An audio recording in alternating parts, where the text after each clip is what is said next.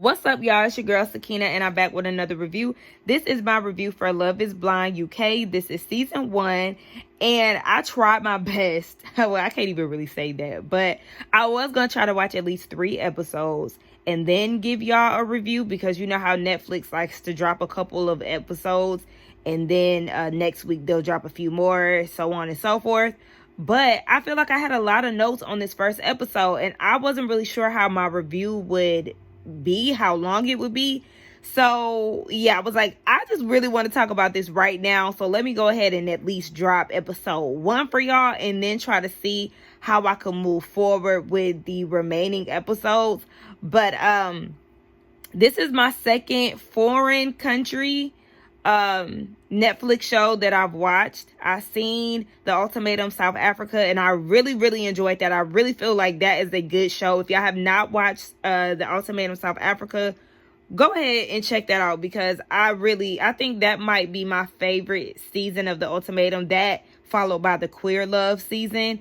But the UK season kind of caught my attention, because when I seen a photo of the cast, I did see a lot of melanated people.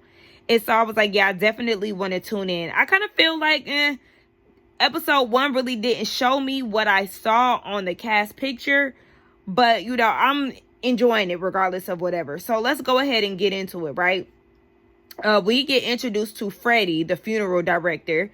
We see him first. We see him in the pods with Katherine, who is a dentist nurse. They hit it off pretty instantly. They had a lot in common. They like to work out. And he talked about how he has a brother with Down syndrome, and she teaches Down syndrome children how to swim.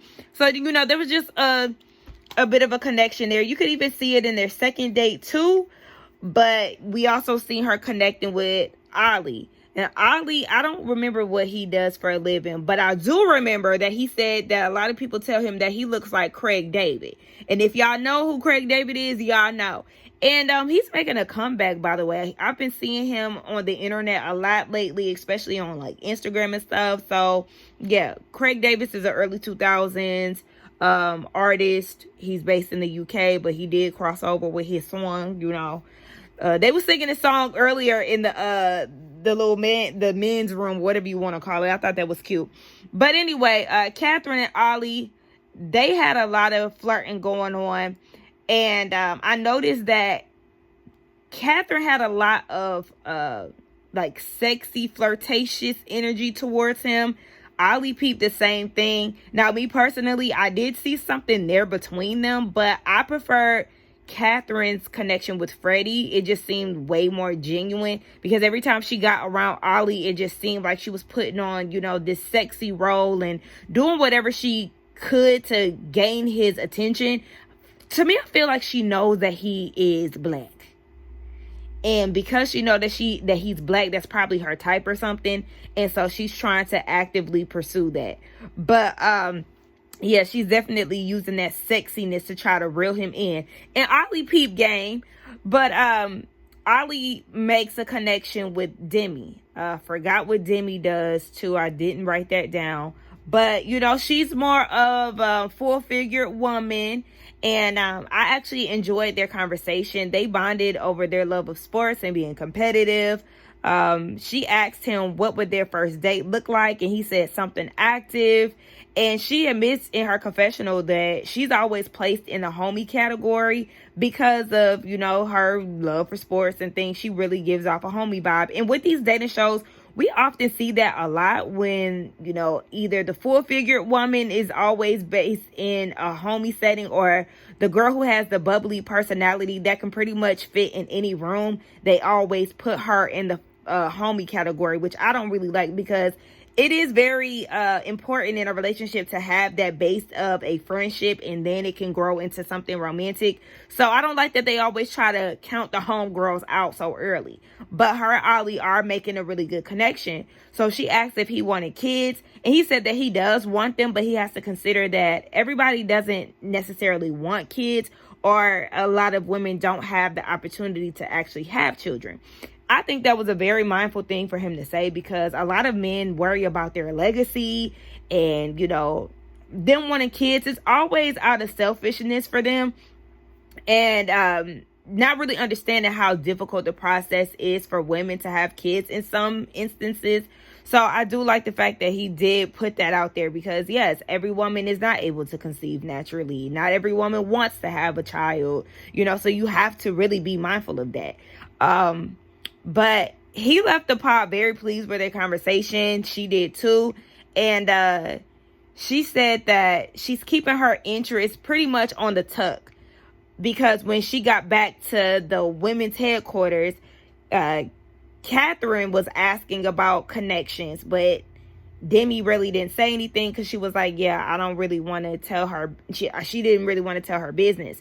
And I'm with her on that, because it's like, girl, it's too early to be saying names and claiming territory. You have to get to know these people first before, claiming who is yours and stuff. And that's when a lot of women start to get catty and the competition comes into play. And the same thing with the men too. So I feel like everybody needs to keep everything low key until they know for sure that this is the person that they want, especially on the first round of dating in the pods.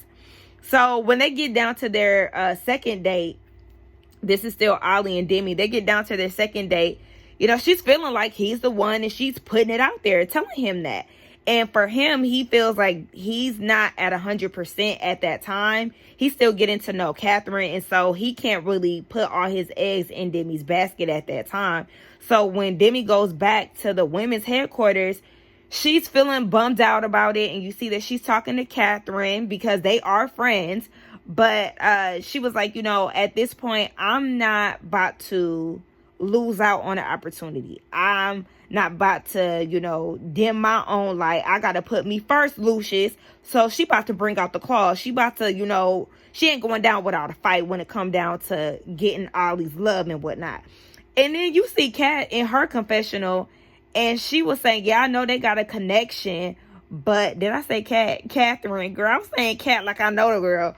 But Katherine has said in her confessional that she knows that there is a connection between the two of them. But in the real world, she doesn't really see it working out, because I don't want to say too much. My mouth gets me in trouble. Excuse me? And what do you mean by that? Okay? In the worst of boots. What do you mean by that? I already know where you're trying to get at, Miss Ma'am. And I ain't feeling you just off the strength of that, because let me tell you something. Me, and I'm sure a lot of the rest of us, we gonna stand by Demi, especially because she is a black girl.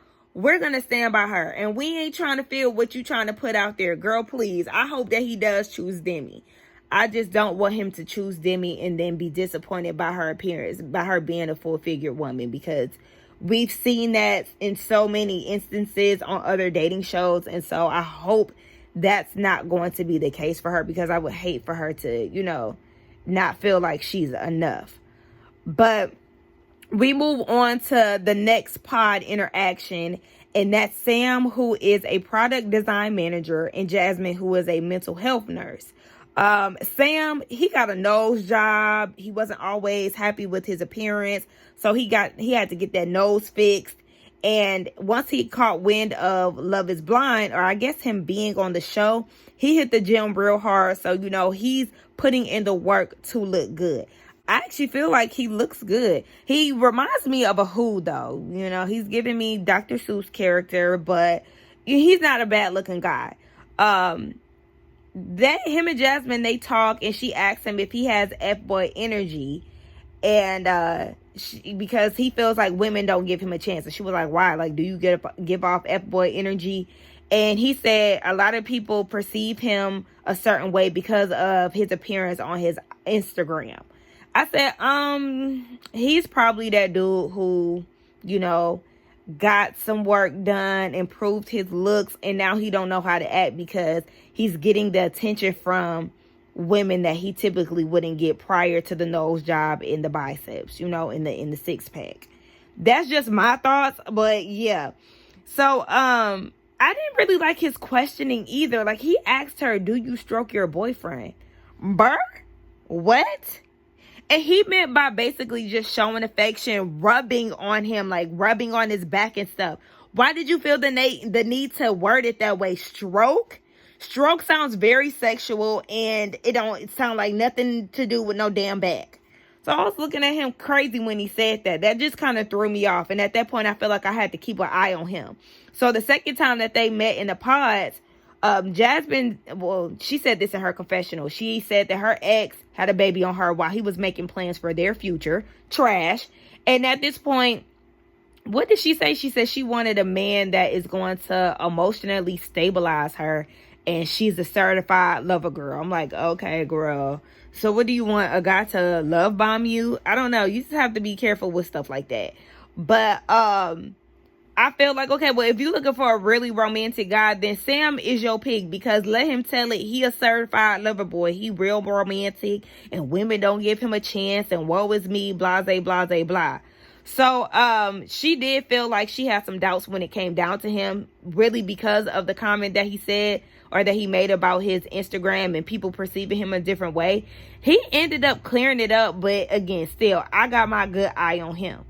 So later we see Jasmine talking to Bobby, who is a luxury shopping guide on a cruise ship. I said, okay, that's a very interesting job. So he travels a lot for work. He said that he was in Mexico for 5 months prior to being on the show.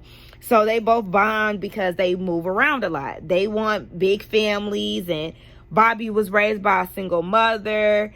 And later on, Jasmine shares in the women's headquarters that she's more into Bobby compared to Sam. Her gut is just feeling like Sam ain't it. Girl, and I'm not mad, because I'm really just feeling like Sam ain't it for you either. So, Sam later talks to Nicole. Nicole is head of marketing. And I noticed when Sam was talking to Nicole that he brought up his appearance. And this is the second time that he brought up his appearance. And I'm like, okay, because he tells Nicole, if you saw me, you'd be impressed. That's up to her. You don't know what her type is. Her type might not be a white boy who got his nose done. Like, please calm down. You're trying to overcompensate, and at this point, I'm over you. You're trying to paint a picture of how you look and put it out there that you're attractive so you can get chose. Sam, we're over you. And then he made a comment to Nicole saying that the sweet guy never wins. And again, this is another woman that is skeptical based off of the things that he's saying, because Nicole is saying she's nervous because he's saying all the right things, and she's just a little nervous because she's been married before and it failed. And so, you know, she's scared, but she's ready to move forward and find love. Girl, it definitely ain't in Sam, because I just don't think that they hit it off. So we end up seeing Nicole talking to hold on. But I think it's kind of like Benaya. I think it's like Benaya. I think that's how you pronounce it. Benaya. He is a structural landscaper, but he's a freelancer who was homeless. So basically, baby is a nomad, okay? And I was really getting the vibe of Steve from Married at First Sight Boston. Do y'all remember him? He was a freelancer too, and he lived out of his van with his dog and all of that. Yeah, he's given the English version of that. But he said that he lives wherever his work is. So he, goes to city. So he ain't that homeless. But, he definitely put me in the mindset of Steve. She said that she's into the way that he lives. She feels like it's very bold of him to do. She is a corporate baddie, but she values conscious living. So at some point, she does want to live off the grid. So, that's right up his alley. I think my thing is for my concern on this show is that some people's responses kind of give off strategic vibes, and that they say certain things to keep the person's interest. I'm not saying that that's 100% Nicole's situation, but I always have that in the back of my mind when I'm watching these shows, because it's like somebody might say, I grow cactus in my backyard, and they're like, what? No way. I do the same thing. And it's like, bro, do you really? Like, So I just always have to keep that in the back of my mind. Like, I hope y'all are not saying that just so y'all can end up out of the pods together with somebody to remain on the show and to find love. Out of desperation, you're just saying anything to match up with somebody. But on date 2, they did connect more and talk more about their spirituality. He said that he would love a home base for his family. And he said that being a nomad is a bit of escapism for him, because he has some childhood traumas that he was basically trying to run away from. But, you know, he's in the process of overcoming those things, and so is she. You know, she is all into mind, body, and soul. And so I do feel like this connection here, it works for the two of them. I really would like to see them out of the pods and engaged, because I don't know, it just seemed like everything aligned for them. So then we get into Steve, who is a gym owner, and Sabrina. She's a director of something. I have it written down, but it just says director of. I can't remember what she's directing, but she is.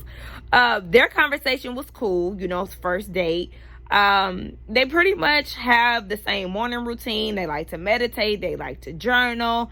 He's a cross fitness trainer, and he grew up with all brothers. He went to an all-boys school, and with all of this testosterone around him, he still managed to be this romantic man. His parents had split when he was 16, and that kind of affected him, but it also shaped how he wanted, how he wants to be in a relationship, and how he really wants to find that partner in crime. They both are really on a high after they get out of the pods, after their first interaction. And they share with some of the people in the headquarters and the men and women's headquarters that they're into each other. So when they get down to their second date, he said that he wants to connect with somebody, but he also wants them to have their own personal things. You know, they can branch off and not have to be up under each other all the time, which I like to hear, because I don't want to be in a clingy relationship. I feel like having your own personality and personal interest is very, very important. They both bond over wearing jewelry that represented their grandparents. I thought that was very sweet and interesting. But they start talking about kids. And once they got into that topic, we learned that Steven really wants kids. But when it comes down to Sabrina, it's not really urgent for her to have children. So that kind of put a damper on date number 2 for them. It left them in an awkward stage after that. So I felt a little sad for them, because around day 2, I was feeling the vibe between them. I'm like, okay, I can see this. So they both are feeling down, because this is definitely a major difference. So about around the time that they got to date 3, Steven said that he is dead set on having children. And with Sabrina, again, she doesn't feel the urgency to do so, but she is 35 and she wants to focus on building a relationship and having that time with her husband before they jump into having kids, which I totally understand, because I always say that too. Once I do enter a relationship and, you know, we get married and stuff, I do not want to jump into having kids. I want to be with you first, okay? These kids can wait. So I definitely feel her. But she said around the time that she'll be ready to have kids, it'll be around like 30, I think she said 37 to 39. And she feels like her chances of fertility is going to be a bit lower. And so she's open to surrogacy. But I was like, girl, you counting your uterus out a little too soon, because the girls have kids later in life. Like, yes, I understand, you know, after you hit a certain age, you know, our fertility is not as strong as it was when we were younger. But girl, don't count your eggs out that quick. But yeah, she said that she's open to surrogacy, and I want to say she might have said adopting too. And Steven was on board with that. So, you know, that just made him light up even more. He was real stressed out about it before getting back into the pods with her. But that was kind of like a weight lifted off of his shoulders. So she did say that they dug a little deeper into family, and she said that she has daddy issues, basically, because the man that she thought was her dad didn't want anything to do with her. He ended up passing, and her mom was like, well, actually, that really wasn't your dad. Your dad is out in Ireland, and he don't want nothing to do with you either. I said, damn, that's definitely a lot to deal with. So because of that, she doesn't have the best relationship necessarily with men. And Steve wanted to share something with her, and so he opens up about how he was getting ready to be married, or he was in, oh, got my dog choking. Okay, I think she all right. But he was planning to get married to his ex, but she fell ill, and I'm assuming that she had cancer. He didn't necessarily say that. He said that there was a tumor that was found, and his ex decided to break it off and focus on herself and her health. And that was really hard for him to deal with. One, because he's seen her, basically deteriorating. And then on top of that, she breaks up with him to focus on herself. And that was somebody he was going to marry. So he just wanted to be transparent and just kind of tell her about that. I wonder how long ago that was. Because I feel like if it was something still close to the time of them filming this show, that might be a lot to deal with, because he may not have properly healed from that. He may not have gotten the closure that he may have wanted from that. So, you do kind of got to keep your eye out with that situation. Who knows? That ex could very much so hit him like, oh, I'm healed now, because she is still with us, gratefully. But she could very much so be like, all right, I want to get back together now. Like, I'm healed and everything. So what's up? Like, and you never want to be in that situation to where he could just up and leave you for her. So yeah, that's just my one little flag when it comes down to Steven. But when they leave the pod, Sabrina is telling the girls in the headquarters that she's kind of questioning herself a little bit, because she wouldn't give him a chance in the real world. And when she said that, I was like, why? I would have loved to hear her explain why she wouldn't give him a chance, because I really feel like they are genuinely hitting it off. So they get down to their third pod date, and he writes a poem to her and has her read it out loud. And she reads the first line out loud, and I already knew what he was about to do. So he finishes the poem, and then he asks her to marry him. I was not expecting an engagement in the first, or engagement attempt in the first episode. I was like, wow, okay, we doing it like this, you guys? Okay. And this is actually the couple that I would have liked to see. I would have liked to see Steven and Sabrina, or even Nicole and what is it? Benaya.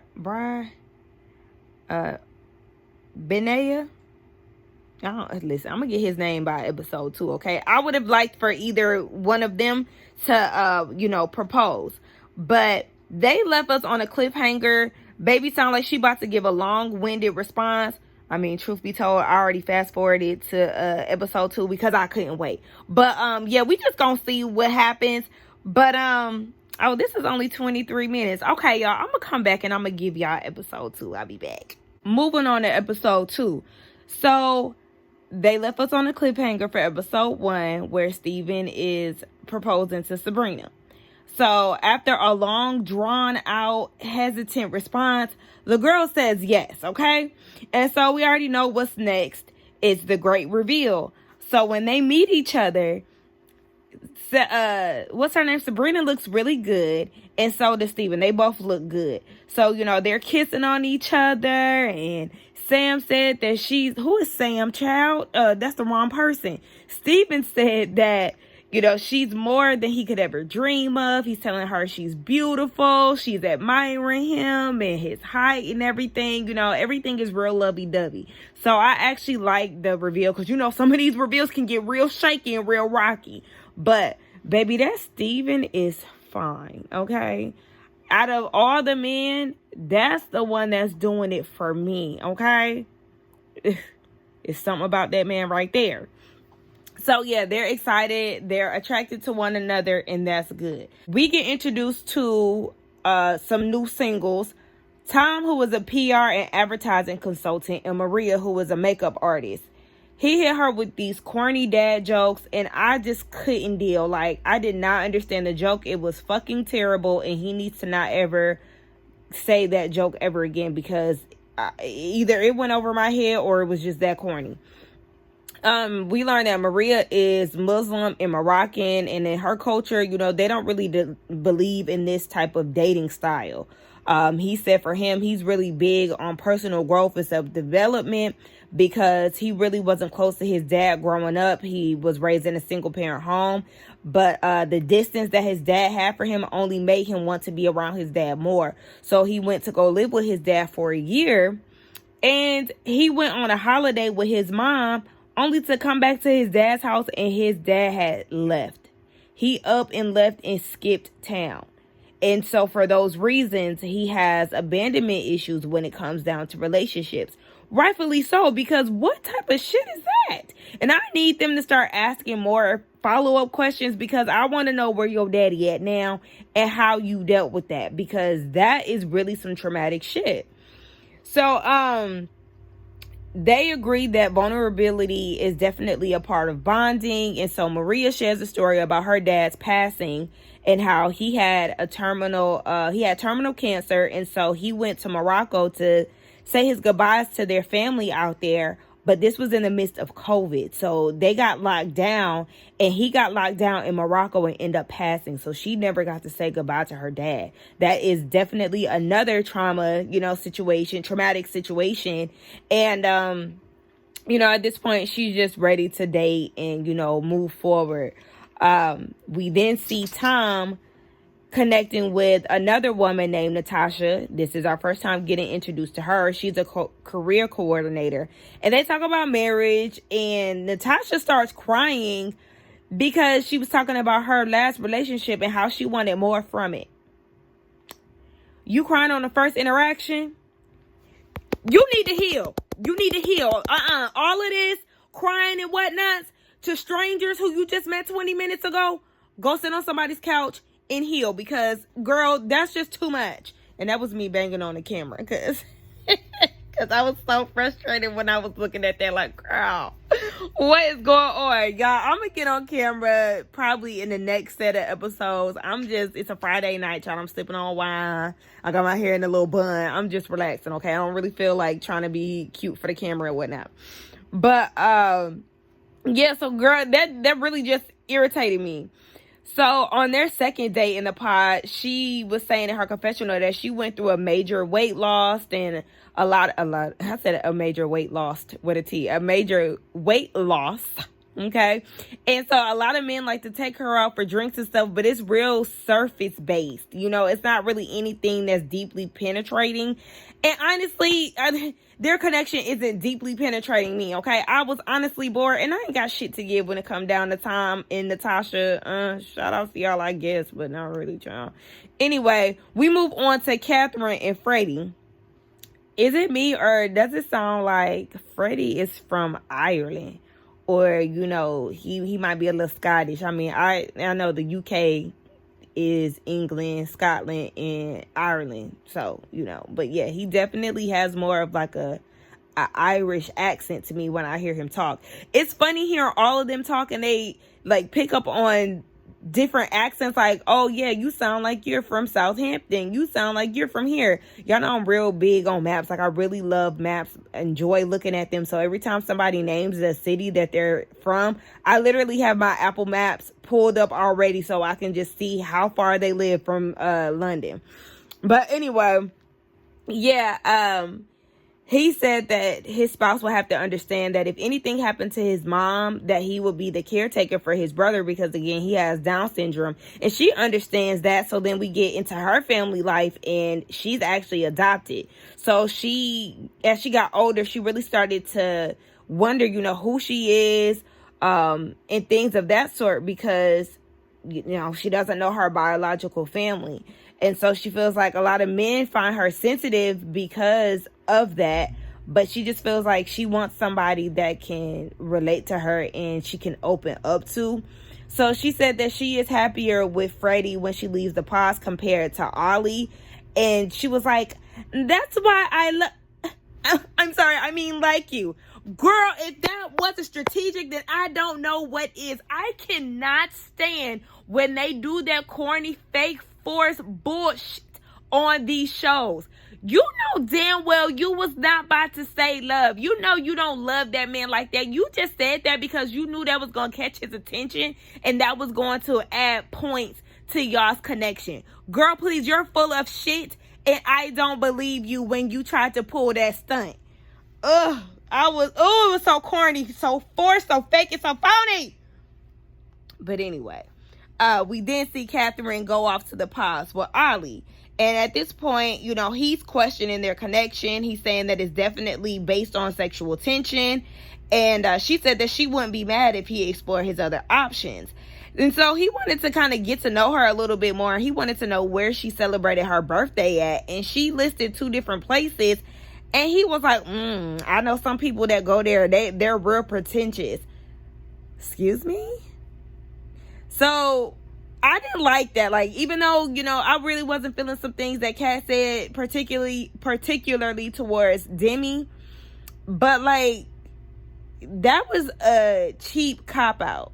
So if you feel like you're not connecting with her and you're more so connecting with Demi, then just communicate that. But to try to put her down because of where she celebrated her birthday. But then I thought about the comment that she made about Demi and her dating Olli in the real world, and I don't feel bad. So we later see Olli, who is he's a software salesman or whatever. He's in sales. We see him and Demi in the pause. It's actually his birthday. He's turning 33. And Miss Mama is ready to fight for her man, okay? We also learned that Olli is a vegan poppy. Shout out to him because I'm a vegan mommy. We love to see it. She made him a card and gifted him a rose quartz crystal. And he appreciated her efforts. And it pretty much solidified his thoughts of her. She thinks that she's fallen in love with him. And so when she's going back to the pods, you know, going back to the headquarters, she's telling the ladies how she feels, and Kat can, you know, hear the interaction. And so at this point, she feels like she needs to make the choice to step away from Olli. One, because she doesn't want to get in their way, and she's also not even feeling him like that anymore because her connection with Freddy is stronger. So Olli and Katherine, they meet up in the pods and they basically end it. So it wasn't no beef or anything like that. They both realized that they have stronger connections elsewhere. Speaking of stronger connections elsewhere, we see Sam and Jasmine, they get in the pods, and Jasmine is worried that Sam is a person that gets what he wants based on his looks. She still has not forgotten that IG comment that he made that's still in the back of her head. And so he tells her that he did connect with somebody else, but he feels like he needs somebody like her in his life. And in her gut, she's feeling like, you're just telling me what you want me to hear. And he's getting frustrated again because he also heard this from Nicole. So, you know, obviously he's getting frustrated because he's hearing this and it's becoming a pattern. And he was like, maybe I'm just not meant to be with anyone. Do y'all notice how he keeps throwing these subtle guilt trips? Like, sir, go somewhere and sit down because the people are not buying it. And at this point, she just feels like the connection is very surface and that he's immature. Girl, you're right on the money. Now we see Jasmine get in the pot with Bobby, and they discuss his father and the lack of their relationship. And he said that he had other father figures in 3 of his cousins. So, you know, he works on a cruise ship. So one day he got a call from his mom, and she was like, one of his cousins and his wife end up passing due to a water accident. And it just made him realize that life is too short and you can't take things for granted. It was definitely hard, a sad story to hear.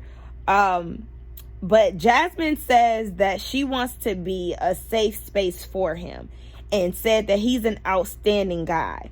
And I couldn't help but to yell at the TV and say, you don't know him. And at this point, I'm realizing that these people are trauma bonding. Okay? There has been a lot of sad stories, a lot of crying and everything else so soon. And at this point, I'm just side-eyeing a lot of people's connections. What are we talking about? Y'all just talking about sad stuff and wanting the shoulder to cry on, and all of a sudden, oh my gosh, I want to be that person. I want to be that person that's there for him. I want to be that person that's there for her. No, like, how about y'all get to know each other outside of the shit that y'all been through? Like, give it some time before y'all start deep diving into y'all's traumas. My goodness gracious.